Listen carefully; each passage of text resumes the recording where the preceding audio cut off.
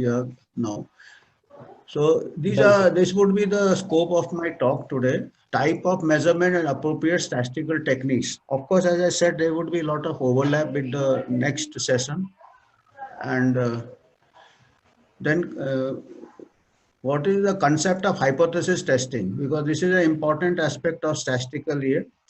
Type 1, type 2 errors and power of a study. What is the interpretation of the p-value? What do you mean by confidence interval? And overview of research design, I think, which has already been covered yesterday. So these are the terms which you will be in your research career, you will be encountering again and again. So these concepts are important to understand. And once you develop a statistical sense, which will help you in your research career. So anyway, as you know, these are the types of data. I think the next session will go into much detail. I'll just introduce the. Just a minute. I'll just.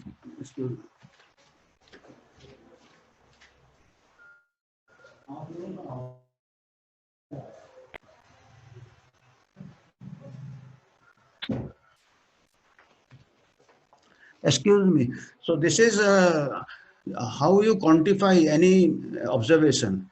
Either you can count it, or you can measure it, or you can rank it. So based on this methods of summarizing data, like I have got so many cases of, say, hepatitis. I can count cases of hepatitis. I can count male. I can count female. I can count number of people with arthritis. That is counting. So when you count, you can have a numerator and a denominator, and you can tabulate the data. Out of so many treated with drug A, so many cured. Out of so many treated with drug B, so many cured. So that you can tabulate in and summarize in percentages. So that will different type of statistical test can be applied to this type of tabulation. These are called categorical data, and the test which you usually use and the chi-square or other types of measure. How you measure things? That is, you can measure height, you can measure weight, you can measure blood pressure. These are known as parametric statistics or interval scale. And very good statistics can be applied to this. That is the parametric test like the t-test and ANOVA and other things. Other type of measurement is a ranking, like grades of muscle power, grade 1 power, grade 2 power, grade 3, or pain score. You are not measuring exactly, but at least you can grade it. That is ranking. So here you apply the non-parametric test. So basically there are three types of data. One is the counts, other is the measure, and third is the rank, which is ordinal. And according to that, you have to choose your statistical test. So count is categorical data. As I said, gender, cured, not cured, dead, alive. Summarized as percentages or rates. It is called categorical data. Chi-square test for testing of significant difference in two groups. Then this is the measure: height, weight, BP, BMI. These are some examples. Summarized by mean and standard deviation. This is known as quantitative or interval data. And these gives the best type of very robust statistical test. So as far as possible, if you measure a thing, you should measure it. And this is the type of ordinal scale or ranking system. So this is pain score, muscle power, or we have got various scales, disability scales or different types of scales. So these are summarized by median and range, and non-parametric test of significance are applied. So you see, whenever you go to use a software or whenever you go to a statistician, you have to explain to the statistician, or you have to explain to you have to know that whether your data is categorical, whether you have counted, whether you have measured, or whether it is a ranking scale. Accordingly, you have to choose the appropriate statistical tests. Because if you the computer will not know, it will just know the figure. It will not know whether it is a ordinal scale or a categorical scale. So it is something like a gear in a car. You have got different first gear, second gear, third gear, fourth gear. So according to the requirement, you use the gear. Similarly, when you choose a statistical test, you have to know which gear to apply. That depends on your data.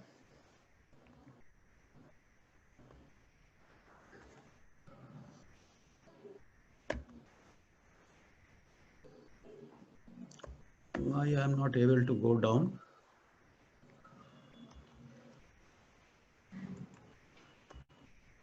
So then after this, another statistical procedure which is very common you have to use is how to test a hypothesis.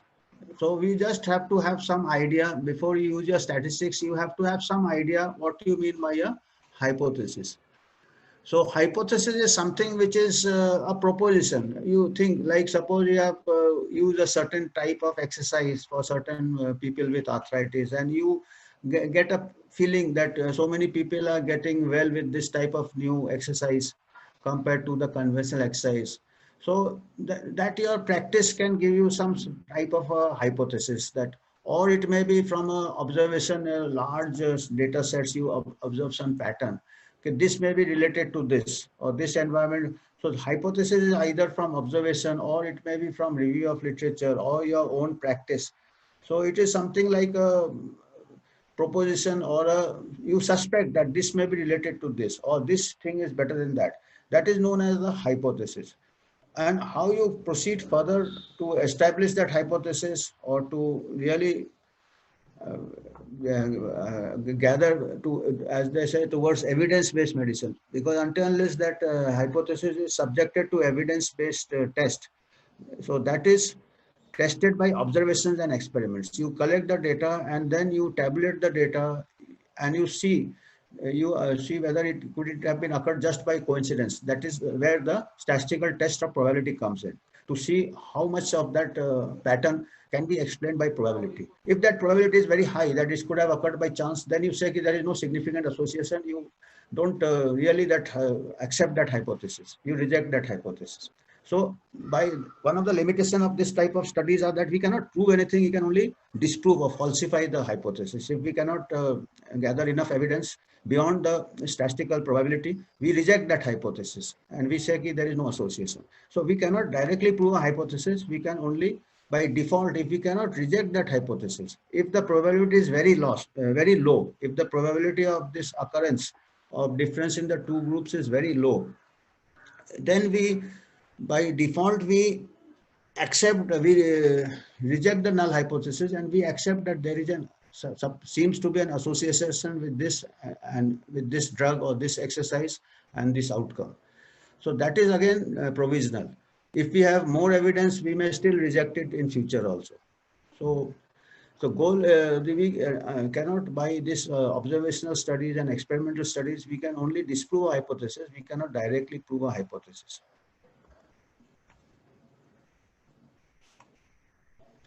So what are the types of Sir, hypotheses? can we just increase the volume at your end if possible? Amitabh Banerjee, sir. Okay, I'll just do Yeah, it. if possible. Few of the participants were. Yes.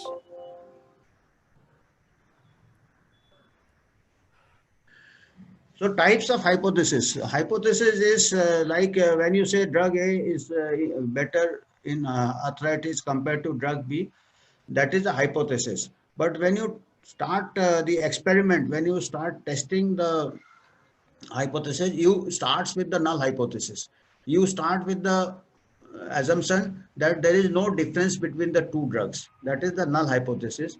And if you cannot reject, and you try to gather evidence to reject the null hypothesis, if you cannot reject the null hypothesis, you accept the alternative hypothesis. The alternative hypothesis is that drug A is better than drug B.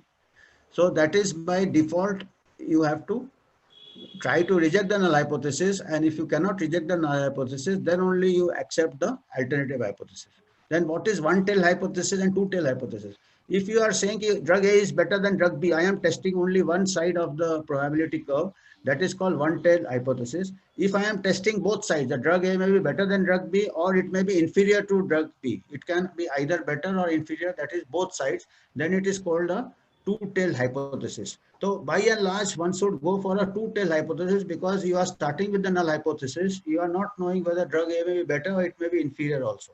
So this is called two-tail hypothesis. One-tail hypothesis you have to justify. If you are very sure this drug is better, then only you use, because one of the is that one-tail hypothesis, the sample size requirement is less.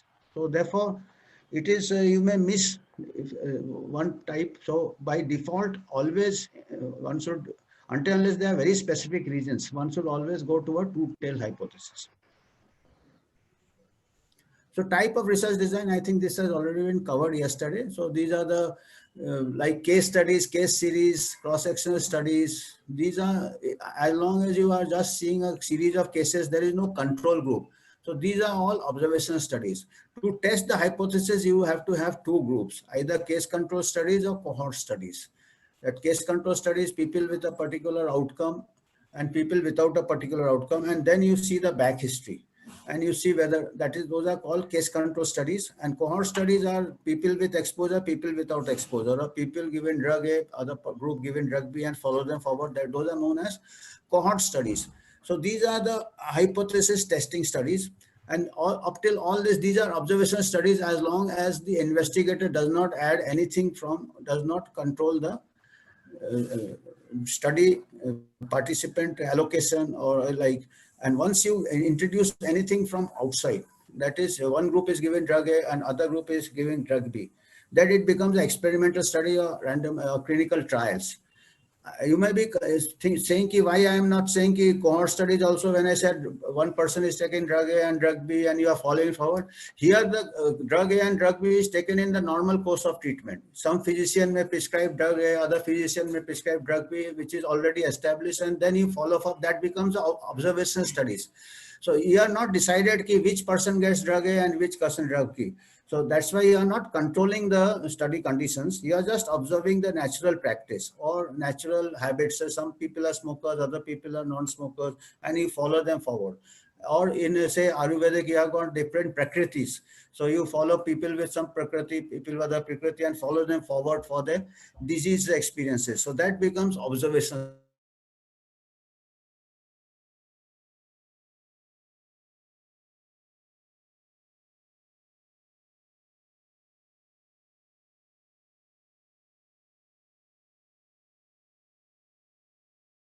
Or intervention studies.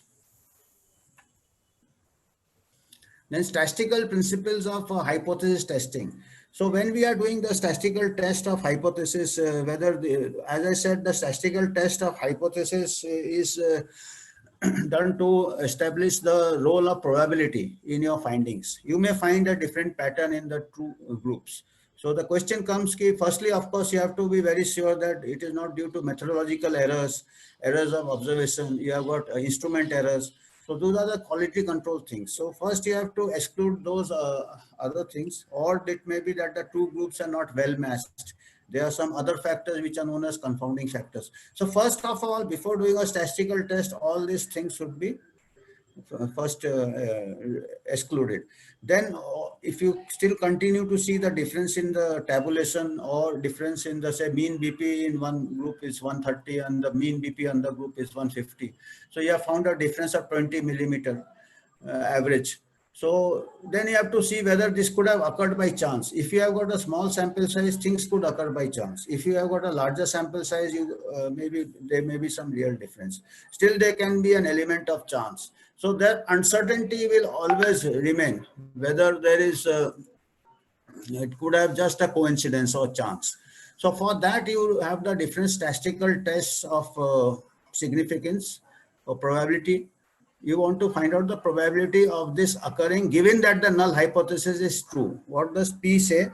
The probability is the value that this is the probability. Suppose there is no difference in two drugs. What is the probability? The difference I am observing in my results is due to chance. So when you do this P value, and that is the cutoff. If the probability is less than 5%, conventionally we take the cutoff as 5%. That's why you have got P is equal to less than 0.05. If the probability is less than 0.05, you say that the chances of this occurring is 1 in 20 or 0.5 in 100. So this is a very low probability. So I assume that there is a real difference and I reject the null hypothesis. So this is a,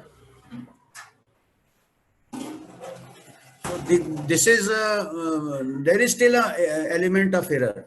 And that element of error is known as the type 1 error. Type 1 error is that the null hypothesis is actually true. There is no difference. But in my study, I reject the null hypothesis. And when I take the p-value of 0.05, I am liable to 1 in 20. I am liable to commit this error 5% of times. So that is called the type 1 error. Other type of error is that there is actually a difference. But in my study, I failed to identify the difference. In my study, I failed to identify the difference, and I accept the null hypothesis drug B. So this type of error is called a type 2 error. Type 1 error is usually kept at 0.05, and we are little more liberal with type 2 error. We keep it by default 0.20, 20%. Because if you actually, we are more stringent with rejecting a null hypothesis, and we are little lenient in making a type 2 error at 20%. Because if you reject a null hypothesis that drug A is not better than drug B, but your study finds your study makes a type 1 error and finds drug A, lot of practice has to change, lot of money has to be invested. So we have to be very sure before we start a new treatment. So we are more stringent with type 1 error. Whereas if we fail to find benefit on new drug, doesn't matter, future studies may bring it out. So see, we are a little lenient with type 2 error. Of course, in certain conditions, in non-inferiority trials, like you want to introduce a new drug which you want to say it is similar to the previous drug. So there actually type 2 error has to be kept very low, because you are looking for non-inferiority. So it depends on the study question. So this type 1 and type 2 error can be compared, or the hypothesis testing can be compared to the decision in the court of law. Because in the court of law also the decision is based on the evidence gathered, that is given by the witnesses or some other circumstantial evidence. Hypothesis testing also we depend on the evidence, that is the data. So data is the evidence-based medicine is driven by data, and the judiciary also is driven by evidence in the form of data given by witnesses. So like in the court of law, the charge sheet, the police makes the charge sheet that this person is accused, but when it comes in front of the judge, he is taken as innocent until proved guilty, until the evidence is here. And here also null hypothesis, we see pattern is there. We suspect that the drug A is better than drug B. That is the hypothesis. But when we start the hypothesis testing, or when we start the study, we start with the null hypothesis that there is no difference between the two drugs. And the court of law also, they start with the person is innocent till proven guilty.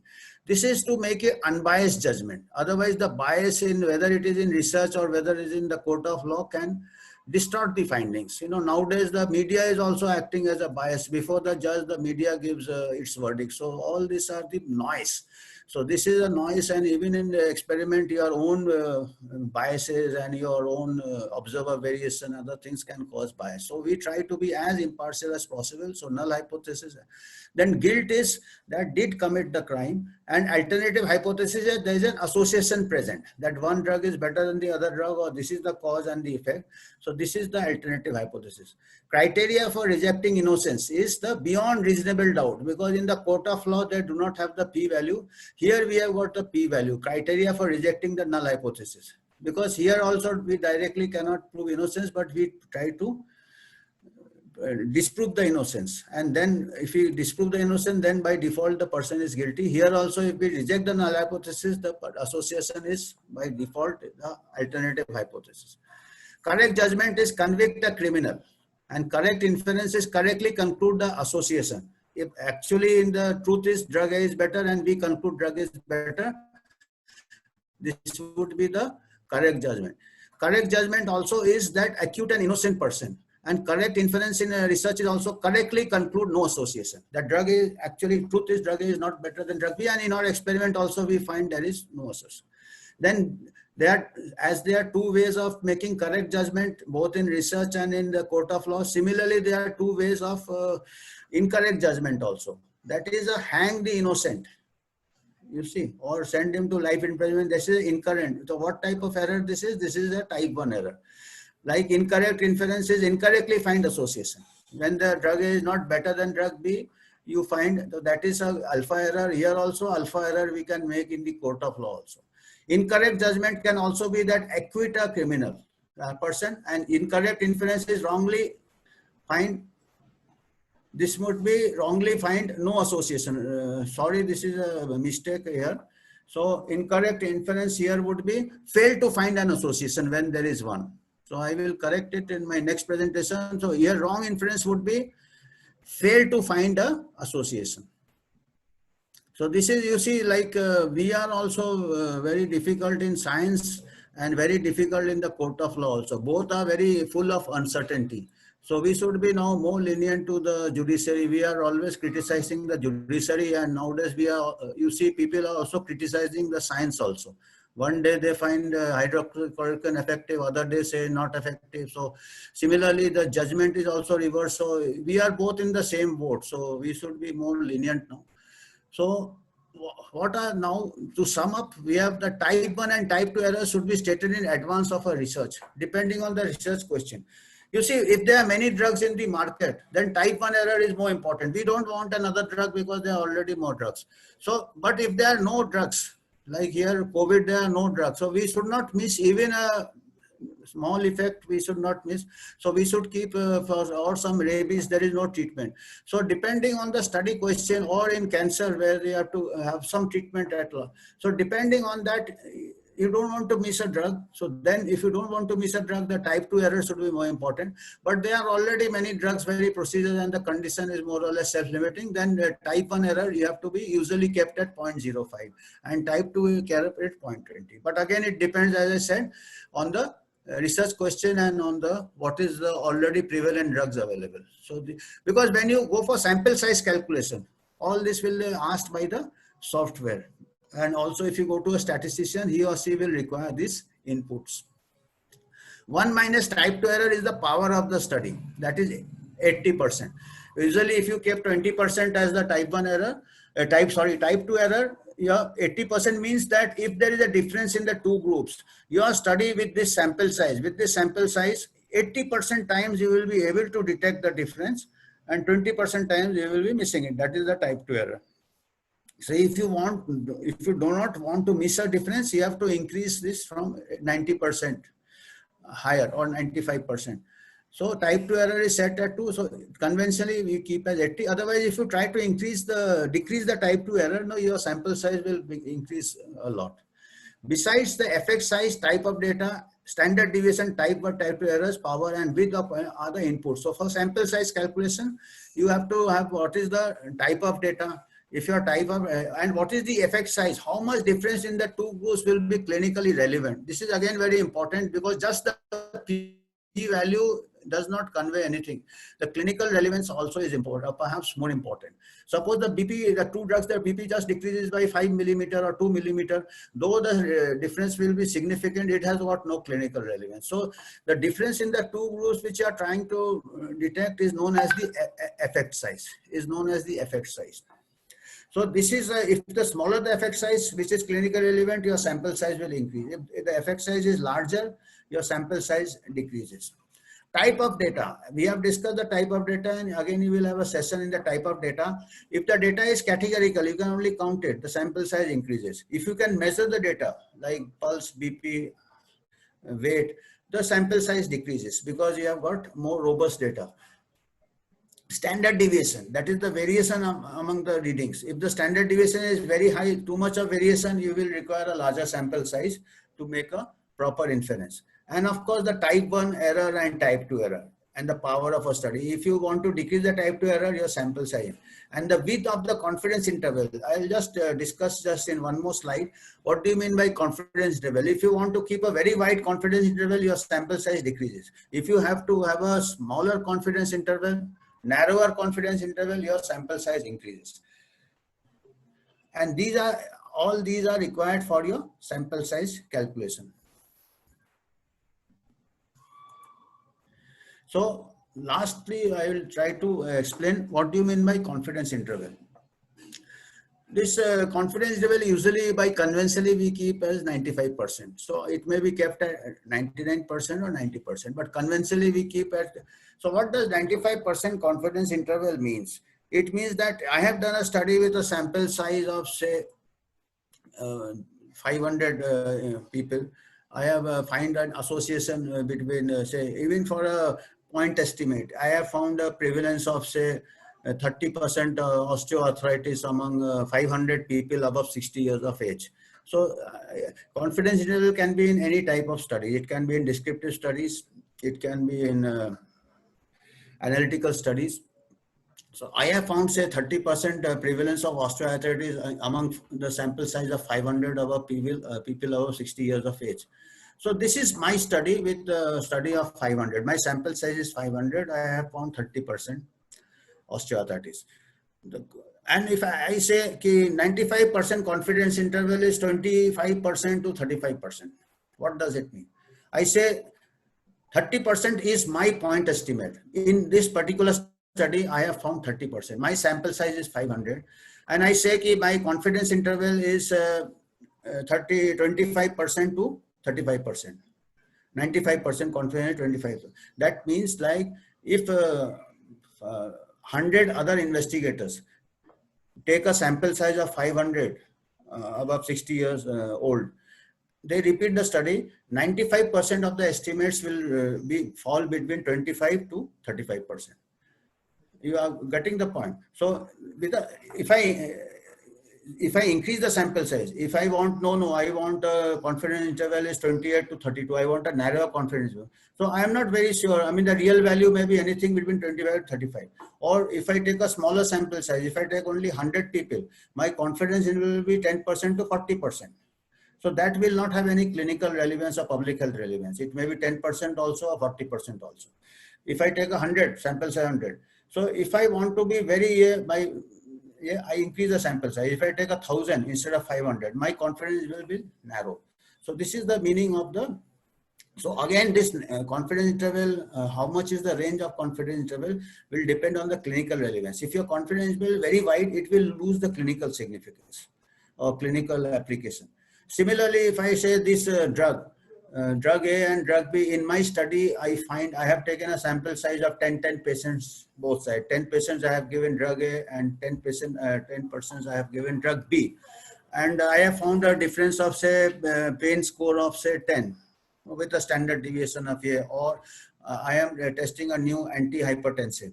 I have found a range of, say, 20 difference of 20 millimeter of mercury with drug A difference compared to drug. Average BP fall with drug A is 20%, 20 millimeter, and that is the A. That is my point estimate with my study result. And depending on the sample size, if 100 people repeat the experiment, they take different samples of this, and their confidence interval may range from, say, 2 millimeter mercury to 40 millimeter mercury with a sample size of 10. So that does not give any clinical clue. You know, it can be anything between 2 to 40, 95%. So if I increase the sample size to, say, 50% patients in each group, so my still my estimate would be 20 millimeter, but my confidence interval will narrow to, say, 18 millimeter to 24 millimeter mercury. So which will have more clinical relevance. I am better precision of my study. So this is just to give you the conceptual aspects of the confidence interval. Why? And nowadays, this most of the journals, they insist that confidence interval is a better estimate or a better way to express your statistical finding than just the p-value. The p-value will not give you the range, the imprecision of your results. So any question now? I think I have finished. And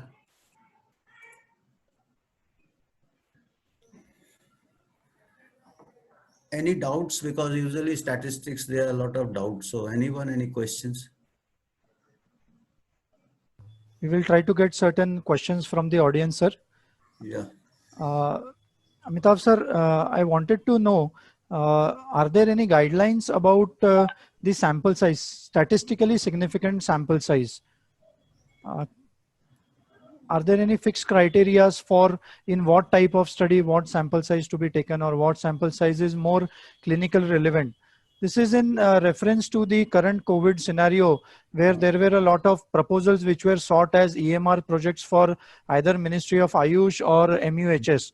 Many of our practitioners who are practicing and seeing patients in their daily clinics were enthusiastic about trying to use certain medicines for management either in the early stage of COVID or symptomatic or preventive stage. Now, when we wanted to document these type of research data and send proposals, a query I think in front of in the minds of all the practitioners was what should be a statistically significant sample size. So, if you could guide on that, sir. Like if you have to see for sample size, intervention may be a new procedure or a new drug. In say COVID also there may be some new drug for prevention, or what is also important is what are the endpoints. Say endpoints may be hospital stay, endpoints may be how many days of fever, or endpoints may be how many patients went on ventilator, or how many patients required invasive oxygen. So you have to first quantify your endpoints to measure it properly. And endpoints may be death also and recovery also. Then other aspects, of course, would be that whenever you are giving this trial in a group of say COVID patients, you have to match the patients who are in group A and group B, or usually they do it by random allocation. So that is one thing. So you have to see what you are trying, what is your aim of the intervention, either to prevent the disease, that then the endpoint becomes the people who get COVID and people who do not get COVID, like you do in vaccine trial. And if you are say hospitalized patients, you have to first endpoints, and how much difference in these two groups would be clinically relevant, say 1.5 times or 2 times. So how much, that is the effect size, and then how much error you are likely to accept. Like I said, in a COVID, if there is no treatment, you would be more stringent with the beta error that you would not like to miss. So it all depends on this, what is your study endpoint. And besides that, as you rightly said, this lot of resources may not be available to have a large sample size. So in this situation, we can resort to the multicentric trials, or say meta-analysis. You have got to say few patients in your center, and you should have a collaboration of different say centers, or different colleges, or different hospitals, or different Ayurvedic centers, where if you follow the same protocol, same guidelines, so those results can be pooled to give a bigger sample size. So the sample size will always be an issue. There is no easy solution to sample size because the resources are limited, the patients are limited. But you should quantify the endpoints, and all this goes into sample size calculation. As I said, how much type 1, type 2 error, how much is the difference in the two, and how much is your precision of 95%. So this and if there is no, you see, if the depends the severity of the cases. So if you are taking only severe cases where the where recovery is very less, a lower sample size there. But if you are seeing the routine cases, you see most of the COVID they may be recover on their own. It is a self-limiting disease. So it is very difficult in such situation to say that which drug worked and which did not work, the endpoint. So that's why the endpoints are important. So these finer details are more important. Once you have these finer details, then only